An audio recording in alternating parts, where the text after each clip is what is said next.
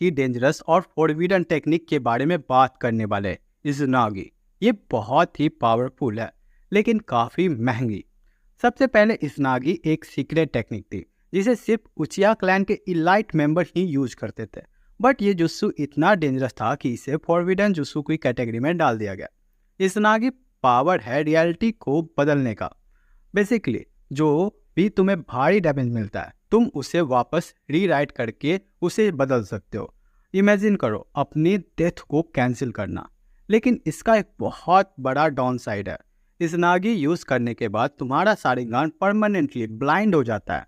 Yes, it can literally cost you an eye. So ये technique कुर्बानी मांगती है। इज़नागी का ओरिजिन एक और डार्क स्टोरी को रिप्रेजेंट करता है। ये टेक्निक ओत्सुकी क्लैन के कुछ प्रिंसिपल पर बेस्ड है। कहा जाता है कि ओत्सुकी के दो एंसेस्टर थे, इज़नागी और इज़नामी, दोनों गॉड लाइक एंटिटी है। अब इन्हीं से इंस्पायर होकर ये टेक्निक बनाई गई थी। इज़नागी का यूज ओरिजिनली काकुया ओत्सुकी और उसके डिसेंडेंट ने किया था। और हम यहाँ देख सकते हैं कि इज़नागी को किस तरीके से बहुत ही डार्क मेथड के थ्रू यूज किया जाता है। इज़नागी को हमने सबसे ज़्यादा शॉकिंग तरीके से देखा मादरा के थ्रू, जब उसने हाशिरामा के अगेंस्ट फाइट में अपने डेथ को रीराइट किया।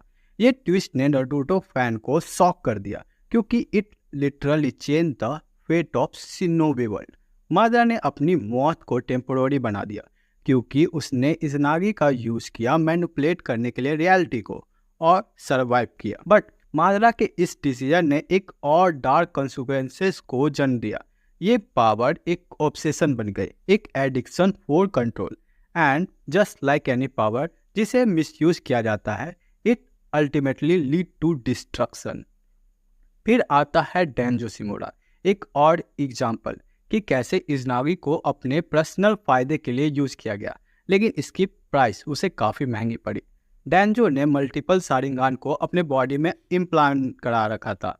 ऐसे में वो बार बार इज़नागी को यूज कर सकता था। जब भी सास्के उसको मारता वो अपने फेट को चेंज कर लेता, लेकिन धीरे धीरे उसकी सारी शारिंगान ब्लाइंड हो जाती है और इसके बाद उसका डाउनफॉल होता है क्योंकि उसने इज़नागी का मिस यूज किया, क्योंकि उसने पावर का मिस यूज किया।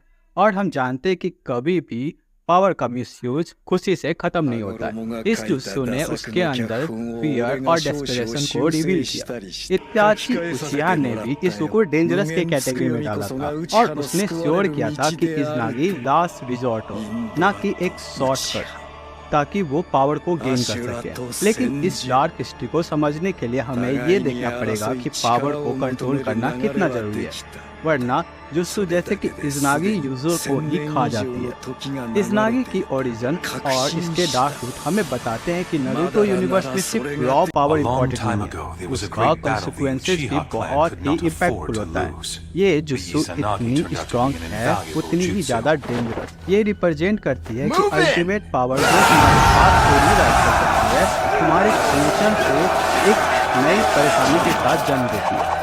तो ये थी इज़नागी की एक ऐसी टेक्निक जो रियलिटी को मैनिपुलेट कर सकती है, लेकिन उसका प्राइस भी इतना बड़ा है कि बहुत कम लोग इस पावर को रिस्पॉन्सिबली यूज कर पाते हैं। तो आज के वीडियो में इतना ही, मिलते हैं नेक्स्ट वीडियो में। अगर आपको वीडियो अच्छी लगी हो तो चैनल को सब्सक्राइब कर ले।